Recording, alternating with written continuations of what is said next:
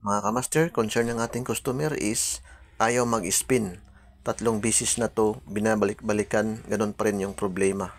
So, ayan, kung makikita natin is nawala na yung belt. So, i-check natin.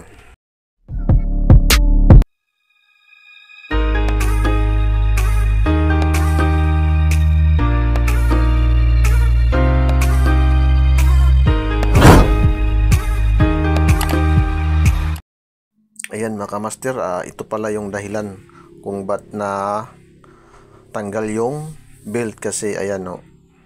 So 3 beses binalikan, so hindi nila nakita nung unang technician na gumawa. So hindi nila binabalik yung motor. Ayan, binaklas pala to, tapos hindi nila maayos pagbalik. Nakalimutan siguro kung saan ilagay.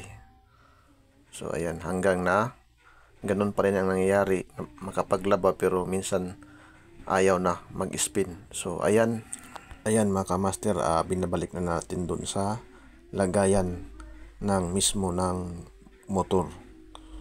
So ayan, din atin yan lagyan ng screw yung may goma para hindi matanggal.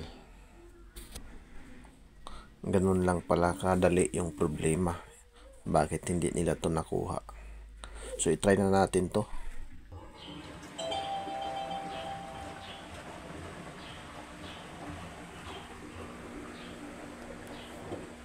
Ayan mga kamaster, gumagana na. So yun lang pala yung problema ng ating washing ni customer.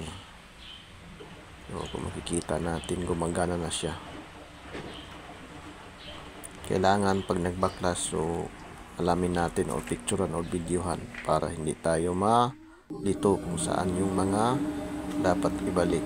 So ayan pala yung model niya.